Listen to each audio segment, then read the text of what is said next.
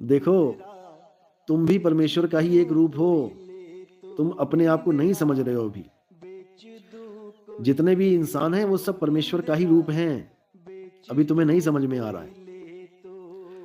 अभी तुम्हें नहीं समझ में आ रहा है, तुम अपने आप को नहीं समझ रहे हो,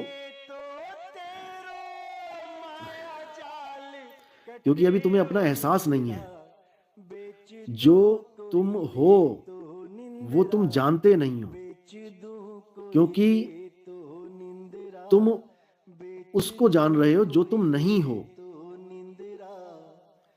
तुम अपने आप को शरीर मान रहे हो जो तुम नहीं हो। तुम अपने आप को आदमी औरत मान रहे हो जो तुम नहीं हो। तुम अपने आप को बच्चा बूढ़ा जवान मान रहे हो जो तुम नहीं हो।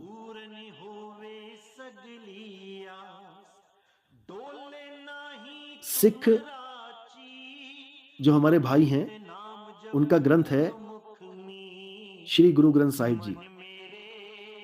उसमें एक वाणी आती है कि तोही मोही मोही तोही अंतर कैसा। ये वाणी किसको बोली जा रही है? ये परमात्मा को बोली जा रही है वाणी। परमात्मा से भगत कह रहा है कि तोही मोही मोही तोही अंतर कैसा। जल तरंग जैसा, यानी जैसे समुद्र के ऊपर लहर चलती है, तो समुद्र और लहर नाम दोनों अलग हैं, लेकिन तत्व एक ही है।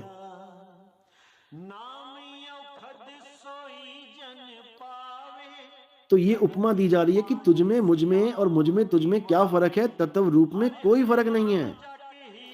जैसे कंगन में और सोने में क्या फर्क है? सोने का ही कंगन है और सोने से ही बना है। तो सोने में और कंगन में कोई फर्क कैसे निकालूं मैं?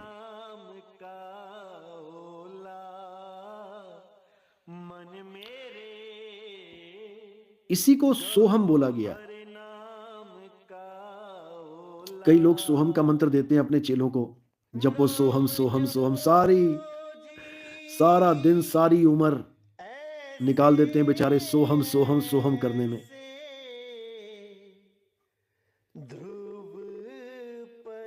लेकिन जान नहीं पाते सोहम का मतलब क्या है। ये परमात्मा से बात चल रही है। उस अवस्था में पहुंचकर कि भाई जो तू सो हम, यानी तो ही मोही मोही तो ही अंतर कैसा। जो तू सो हम, यानी मैं जान गया कि मैं क्या हूं। मैं वो हूं जो मैं हूं, यानी मैं वो हूं क्या हूं जो मैं हूं। तो मैं क्या हूं? आत्मा, परम तत्व, अविनाशी तत्व। इसी को ईसाइयों में यहूदियों में यहोवा कहते हैं, यहोवा। लेकिन अज्ञानी जीव यहोवा परमात्मा के नाम को समझ रहे हैं कि परमात्मा का नाम है यहोवा। जैसे कोई अज्ञानी जीव बोले कि परमात्मा का क्या नाम है, तो कहे कि सोहम। परमात्मा का नाम है सोहम। सोहम भगवान की जय हो। अब कोई अगर ये कहे कि सोहम भगवान की जय हो, तो आधी दुनिया सोच में पड़ जाएगी हिंदुस्तान में, ये नया भगवान कौन सा आ गया। ये कौन सा भगवान है सोहम। लेकिन जो गुरुमुख हैं, जिनको सोहम मंत्र मिला हुआ है, वो ये समझ जाएंगे कि सोहम तो एक मंत्र है। अच्छा, ये मंत्र को भगवान बता रहे हैं, इतना तो समझ जाएंगे। लेकिन वो ये नहीं समझ पाएंगे कि सोहम भगवान होता क्या है। समझ लो। इसी प्रकार आज इंडिया में यहोवा के नाम का झंडा गाड़ा जा रहा है। पंजाब में इतना बड़ा प्रचार हो चुका है कि सिख भाई परेशान हो चुके हैं कि इन्होंने सारे सरदारों को, सिख भाई सोच में पड़े हैं कि सारे सरदारों को लग रहा है ये ईसाई बना देंगे। गांव में कोई ईसाई प्रचारक आ जाता है तो तलवारें निकाल लेते हैं। कितनी यूट्यूब पे वीडियो आ गई हैं, भगाते हैं उनको। और ईसाई जो ईसाई बन रहे हैं वो ये नहीं समझ सकते कि यहोवा है क्या। बस उनको ये पढ़ा दिया कि यहोवा परमात्मा का नाम है, वो राजा है। गाने भी बना दिए, यहोवा राजा है, यहोवा राजा है।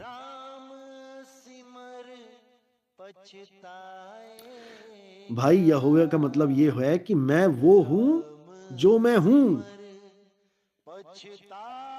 ये मूसा अलैहिस्सलाम ने शब्द का उच्चारण किया था। पहली बार यहोवा मूसा अलैहिस्सलाम ने बताया था कि यहोवा राजा है। क्योंकि अगर वो उस वक्त ये बता देते कि यहोवा का मतलब क्या है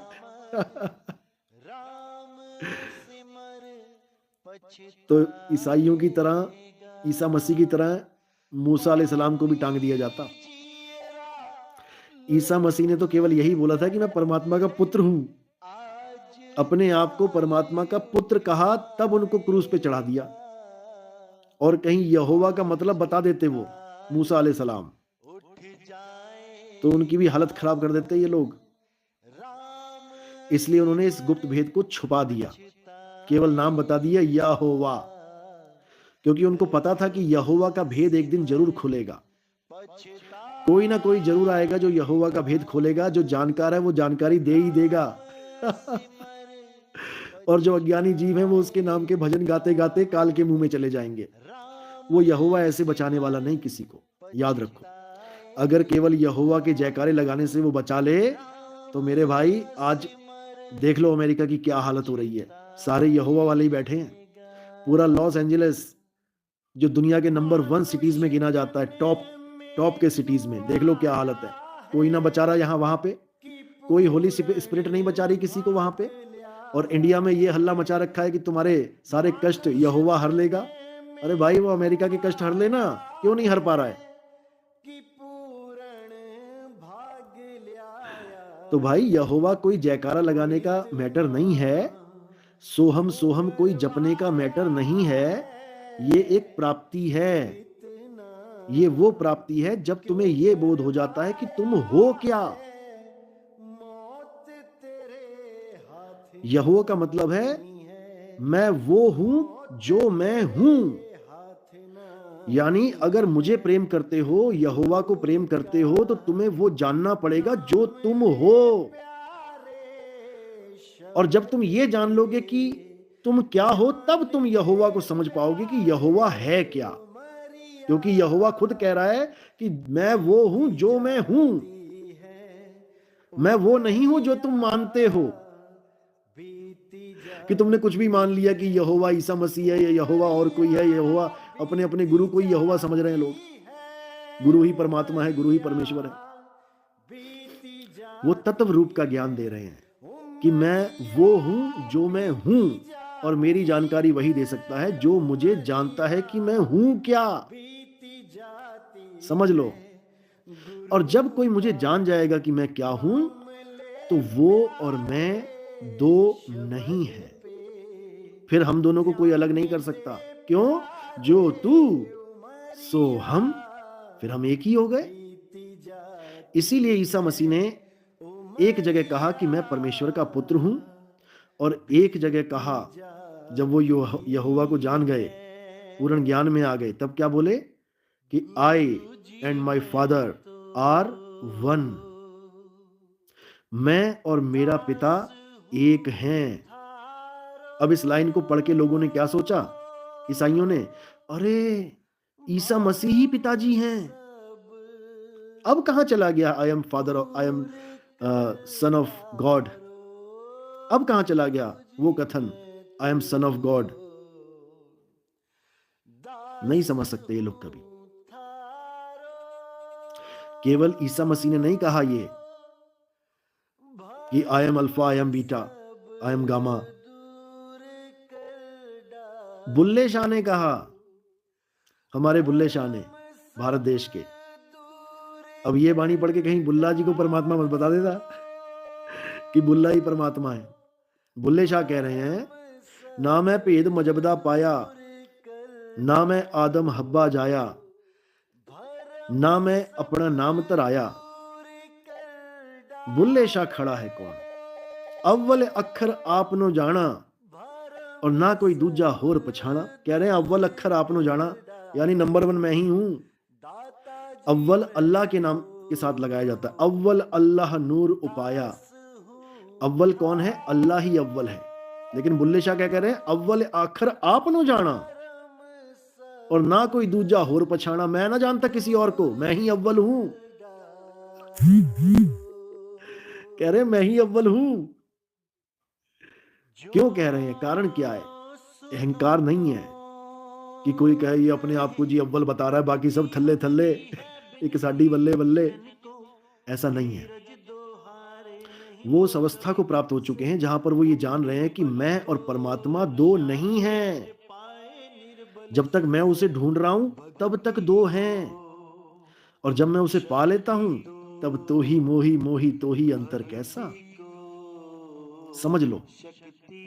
इसीलिए कृष्ण जी ने कहा है कि जो मुझे शरीर रूप में पूजते हैं, भजते हैं, वो कभी जान ही नहीं सकते मैं कौन हूं, क्योंकि वो माया से प्रेम कर बैठे हैं। वो घड़े को कृष्ण मान बैठे हैं, जबकि कृष्ण जल है, पानी है कृष्ण, आत्मा है कृष्ण। ये शरीर नहीं है जिसके पैर में तीर लग गया। तीर लगने पे कृष्ण जी की मृत्यु हो गई। बताओ, शरीर की मृत्यु हुई है। और ऐसे शरीर कई धारण करके मिट्टी में मिला दिए उन्होंने। किस किस को कृष्ण कहोगे? और कृष्ण देखा जाए तो कृष्ण एक अवतार का नाम है। कौन धारण कर रहा है वो अवतार? विष्णु जी। यानी कृष्ण एक पात्र है, केवल एक कहानी का। 10 कहानियां बनाई हैं विष्णु जी ने, और तुम एक कहानी के पात्र को पकड़ के बैठ गए हो। यानी अमिताभ बच्चन ने 10 फिल्में बनाई, जिसमें उसने अपना एक फिल्म में विजय नाम रख दिया। तुमने अमिताभ बच्चन को विजय ही समझ लिया। तुम अमिताभ बच्चन को विजय समझ बैठे हो। अरे भैया, विजय केवल एक कहानी का पात्र है। तुम्हें क्यों नहीं समझ में आ रहा है? उसी कहानी का एक अलग कहानी का पात्र एक मछली है, हीरो है मछली उस फिल्म में। और तुम अमिताभ बच्चन को मछली मत समझ लेना अगर वो मछली का रोल करे तो। समझ लो बात को। विष्णु जी ने 10 कहानियां बनाई, तो 10 में अलग अलग पात्र से वो आ रहे हैं, अलग अलग रोल धारण करके आ रहे हैं, और तुम एक की टांग पकड़ लो कि नहीं कृष्ण जी ही हैं। अरे भाई, वो एक कहानी के कृष्ण जी हैं, एक कहानी का पात्र है। समझ लो, द्वापर युग का पात्र है, कहानी द्वापर युग की है। त्रेता में राम जी हैं, पात्र मात्र हैं वो। एक कहानी, एक फिल्म के हीरो हैं। समझ लो, नहीं समझ में आ रहा है? और एक फिल्म का हीरो दूसरी फिल्म में किसी काम का नहीं रहता। समझ लो इस बात को। अगर राम जी का नाम, उनके नाम लेने से सारे दुख दूर हो जाते, तो कृष्ण जी को आने की जरूरत ही क्या है? राम जी के नाम से सारे दुख हर लेते वो उस युग के। लेकिन नहीं, फिल्म नई बनी है तो फिर नया पात्र आएगा, क्योंकि ये नियम है। यदा ही धर्मस्य ग्लानिर्भवति भारत अभ्युत्थानम् अधर्मस्य तदात्मानं सृजाम्यहम्। कि मैं बार बार आता हूं अलग अलग पात्र से, और जिस रूप में मैं आता हूं, यानी जिस पात्र को मैं क्रिएट करके उससे रोल प्ले कर रहा हूं, वही पात्र तुम्हारा कल्याण करेगा। ऐसा नहीं है कि अब बाढ़ आ जाए तो मैं मछली बन के आऊंगा। वो आ चुका, मैं हो गया, उसका रोल खत्म। अब अगला रूप देखो क्या होता है। अगला युग चला गया, खत्म। अब अगला देखो क्या होता है। तो अब हम कलयुग में हैं। अब हमारे काम वो नहीं आ सकते जो सतयुग, द्वापर, त्रेता में पात्र आके जा चुके हैं। अब वो हमारे काम नहीं आ सकते। मान लो इस बात को। अगर वो हमारे काम आते तो हमारे देश के ऊपर 700 साल क्या मुगल राज कर पाते? कौन सा मंत्र भूल गए थे पंडित जी? आज कहते हैं कृष्णाय, कौन सा मंत्र है, हरहे कलेश, पता नहीं क्या मंत्र बोलते हैं कि ये मंत्र पढ़ लो। बड़े बड़े ज्ञानी बने बैठे हैं यूट्यूब पे, ये मंत्र पढ़ लोगे तो तुम्हारे सारे कलेश हर लेंगे कृष्ण जी। 700 साल ना हर पाए कि मंत्र भूल गए थे तुम लोग हैं? तब कहां चले गए थे तुम्हारे मंत्र? आज आजाद भारत में तुम मंत्र बांट रहे हो। जब देश गुलाम हुआ पड़ा था, डंडे पे डंडे पड़ रहे थे, मंदिरों में ताले लग रहे थे, मुसलमान तोड़ तोड़ के मंदिर मस्जिदें बना रहे थे, तब ये तुम्हारे कलेश हराए फराए नमाए कहां चले गए थे भाई? हैं? आज खाने को रोटी मिल गई, घूमने को गाड़ी मिल गई, तो हमें मंत्रों का पाठ पढ़ा रहे हो। शर्म आनी चाहिए ऐसे लोगों को। कोई मंत्र किसी काम का नहीं होता भाई। ये कुत्ता पीछे बढ़ जाए, तुम बड़े से बड़ा महामंत्र पढ़ लेना, वो तुम्हारा मंत्र सुन के कुत्ता भी वापस हो जाए ना, वो कुत्ता भी अगर मंत्र सुन के वापस हो जाए तो मेरा नाम बदल देना। कमाल कर दी तुम लोगों ने। तुम्हारे जैसे लोगों की वजह से ही ये भारत देश गुलाम होता है। किसी को आत्मविश्वासी नहीं बनाएंगे, अंधविश्वासी बनाने में लगे हैं सब। इतना बुरा हाल है। मुसलमानों ने मार मार के हिंदू से मुसलमान बना दिए लोग। इन मुगलों ने इतना हिंदू धर्म में कन्वर्ट किया, एक मंत्र काम ना आया। बता दो किसी मंत्र के उच्चारण से कोई मुगल सम्राट भाग गया और छोड़ के देश। हद कर दी इन लोगों ने।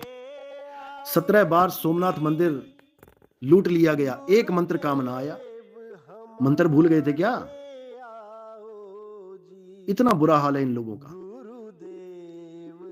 अज्ञानता में, क्योंकि ना तो इनको पता है अध्यात्म होता क्या है और ना ही ये कभी जान सकते हैं, क्योंकि इनकी बुद्धि उन पात्रों तक सीमित है जो पात्र आके जा चुके हैं, उनके नाम की रोटी कमा रहे हैं, उनके नाम से रोटी खा रहे हैं। इनको अभी ये नहीं पता कि 9 फिल्में रिलीज हो चुकी हैं और वो बॉक्स ऑफिस से हट चुकी हैं। अब जो फिल्म चलने वाली है वो कलयुग की फिल्म चलने वाली है, 10वीं फिल्म चलने वाली है। इनको उसके बारे में ABC तक नहीं पता। बस इनको इतनी खबर लग गई है कहीं से कि कल की अवतार आने वाले हैं, बस उस पे भी रोटी तोड़ रहे हैं, उसका भी मंदिर बना दिया इन लोगों ने। अब इनसे पूछो कि कल की अवतार कहां आएंगे, कब आएंगे, किसका नाश करेंगे, तो इनको ABCD तक नहीं पता है, क्योंकि इनको पता ही नहीं है कि कल की है क्या। ये सोच रहे हैं कि घोड़े पे बैठ के आएगा कल की अवतार, हाथ में तलवार लेके आएगा कल की अवतार। अरे भैया, परमाणु युद्ध हो रहा है, हाइड्रोजन बम बने हुए हैं, एक बम गिर गया तो पता नहीं लगेगा, शहर के शहर उड़ जाएंगे। वहां तुम्हारा घोड़ा क्या काम करेगा, वहां तुम्हारी तलवार। आम आदमी भी तलवार लेके अपने आप को सेफ महसूस नहीं करता आज के टाइम में। वो भी बंदूक रखने की परमिशन मांगता है सरकार से। DM के पास अर्जी लगाता है कि मेरी जान को खतरा है, मैं गन रख सकता हूं। वो भी तलवार की अर्जी ना लगाता, उसको पता है तलवार से कुछ होने वाला नहीं, सामने वाला एक गोली मारेगा और उड़ जाएंगे तोते। बताओ, एक आम आदमी तलवार यूज करने की बात नहीं कर रहा और ये सोच रहे हैं कि भगवान कल की तलवार लेके आएंगे घोड़े पे बैठ के और बहुत बड़ी फौज बनाएंगे, सबके हाथों में तलवारें होंगी और खूब जंग होगी। बताओ, यही इमाम मेहंदी वाले सोच रहे हैं। देखो वीडियो देख, घोड़े पे दौड़ा रहे हैं सबको तलवारें पकड़ा के। अरे भाई, एक परमाणु बम गिर गया ना तो पता नहीं लगे घोड़े कहां उड़ गए।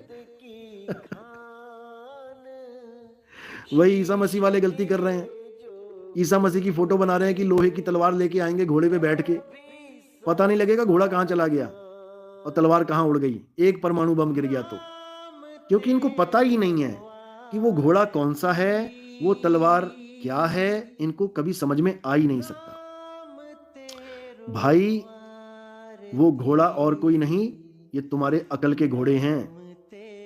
अकल का घोड़ा दौड़ाओ, हाथ में विवेक की तलवार लो और अज्ञान को काटते चले जाओ, ज्ञान को धारण करते चले जाओ।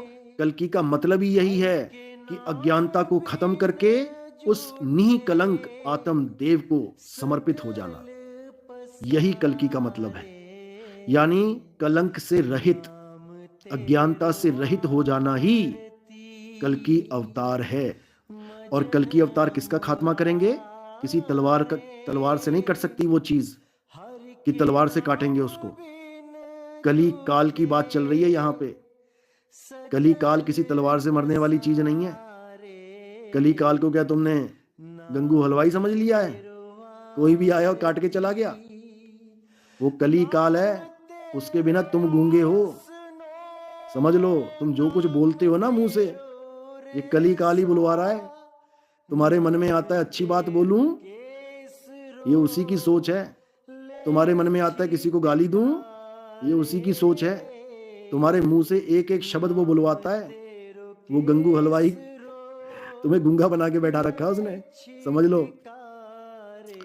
तो इसीलिए कली काल और कोई नहीं, ये हमारा मन है। इस मन को ही कली काल बोलते हैं। इस मन का कत्ल करने के लिए कल की अवतार आते हैं और तुम्हें विधि बताते हैं कि कैसे तुम इस मन का खात्मा कर सकते हो। ये मन ही तुम्हारे बार बार पैदा होने का कारण है। जो तुम इस संसार में आ रहे हो केवल मन की वजह से आ रहे हो, क्योंकि तुम्हारा मन इस संसार में लग गया है। ये संसार तुमसे छूट नहीं रहा है। इसीलिए जहां आसा तहां वासा। इसीलिए तुम्हारा बार बार जन्म, बार बार मृत्यु तुम्हारे शरीर की हो रही है और तुम यहीं के यहीं अटके पड़े हो। अब जो कल की अवतार है वो क्या करेंगे? वो तुम्हें तुम्हारे स्वरूप का लखाव करवाएंगे। वो तुम्हें आत्मा का ज्ञान देंगे। वो तुम्हें आत्म ज्ञानी बनाएंगे। वो तुम्हें इस शरीर से मोह खत्म करवाएंगे। इस शरीर का मोह जब खत्म होगा तब तुम इस देह बंधन से सदा सदा के लिए आजाद हो जाओगे। उनका काम ही यही है। कल की अवतार का काम ये नहीं है कि तुम्हें राम जी के, श्याम जी के, हनुमान जी के भजन गवाने आएंगे। कहते हैं पूरी दुनिया को सनातनी बना देंगे। सनातनी का मतलब क्या समझ लिया है? कि हर जगह राम जी के भजन चलेंगे, हर जगह कृष्ण जी के भजन चलेंगे। मेरे भाई, जब वो अवतार आएंगे तो पिछले किसी अवतार की पूजा करने भी छुड़वा देंगे वो, समझ लो अच्छे से। कल की अवतार जब आएंगे तो बाकी जितने भी अवतार हुए हैं सबकी पूजा छुड़वा देंगे वो, और केवल एक पूजा करवाएंगे जिसको आत्मा की पूजा कहते हैं। गुरु ग्रंथ साहब में भी वाणी आती है, आत्म देव पूजिए गुरु के सहज सुभाए। अब आत्म देव पूजिए इशारा तो मिल गया, लेकिन पूजें कैसे? आत्मदेव का कोई मंदिर हो तो जाएं पूजें। तो आत्मदेव का मंदिर कहाँ है? ये काया ही आत्मदेव का मंदिर है, समझ लो। यहीं पर मिलेगा आत्मदेव, यहीं मिलेगा वो आत्मदेव। लेकिन ये तब मिलेगा जब आप ज्ञान को समझोगे अच्छे से, विवेक को जगाओगे, ये तब मिलेगा। नहीं तो ऐसे ही संसार में धक्के खाते चले जाओगे। इसी को कुंभ बोला गया है। जो आज कुंभ आप देख रहे हो कि कुंभ का मेला लगा हुआ है, लोग जा रहे हैं कुंभ में। क्या लेने जा रहे हैं? कहते हैं अमृत की बूंदें टपकती हैं जी। अरे भाई ठीक है, कुंभ भी जरूरी है, शरीर की सफाई भी जरूरी है, बहुत जरूरी है। लेकिन असली कुंभ क्या है? असली कुंभ कहाँ है? ये काया ही असली कुंभ है। कुंभ यानी घड़ा किससे बनता है? मिट्टी से। ये मिट्टी से ही बनी है, ये मिट्टी का ही कुंभ है। और इसी कुंभ में अमृत है। इस कुंभ में स्नान करना है जाके, तब समझ लो कि 101% जन्म सफल होगा, जन्म मरण से मुक्ति मिलेगी। ठीक है, कहते हैं कि बेसिक क्लियर हो तब आगे बढ़ना चाहिए, तब आगे बढ़ेंगे। तो ये कुंभ भी जरूरी है, क्योंकि कम से कम श्रद्धा बनाता है। हजारों लोग, करोड़ों लोग आते हैं, श्रद्धा से वशीभूत होके आते हैं, अच्छी बात है, आना भी चाहिए, क्योंकि यहीं से शुरुआत होती है भक्ति की। कोई भी तीर्थ स्थान बुरा नहीं है, वो तुम्हें संकेत देता है। मंदिर तुम्हें संकेत देता है, मंदिर का नाम तुम्हें संकेत दे रहा है। मंदिर, मंदर पंजाबी में मंदिर कहते हैं। वो चलिए मंदिर चलिए यार। मंदिर का मतलब है मन के अंदर। मिल गया ना संकेत? तो भगवान कहाँ है? मन के अंदर। कैसा भगवान मिलेगा? मन के अंदर क्या मिलेगा? जो मंदिर में मिल रहा है, यानी शरीर। शरीर रूपी भगवान दर्शन देगा तुम्हें मन के अंदर। तो मन के अंदर कौन है? मन को खोजोगे तो तुम्हें शरीर रूपी दर्शन मिलेंगे। कोई भगवान आशीर्वाद देता हुआ मिल जाएगा, कोई गुरु के रूप में आशीर्वाद देता हुआ मिल जाएगा, कोई किसी इष्ट देव के रूप में कोई आशीर्वाद देता मिल जाएगा। तो मन के अंदर यानी तन के अंदर मन है और मन के अंदर तन है। मन में जो विचार आते हैं किसके आते हैं? तन के ही आते हैं। तो मन में तन और तन में मन है। अब परमात्मा कहाँ है?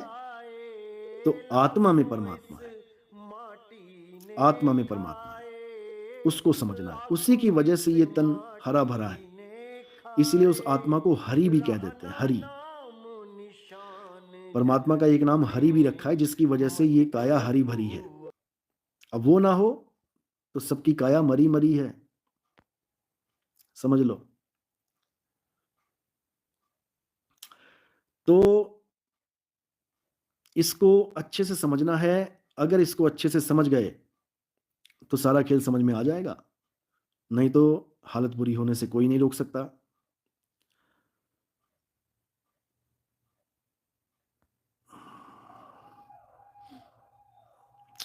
नॉन वेज खाना सही है क्या? बिल्कुल सही नहीं है। यहां तक कि आप किसी ग्रंथ में भी नहीं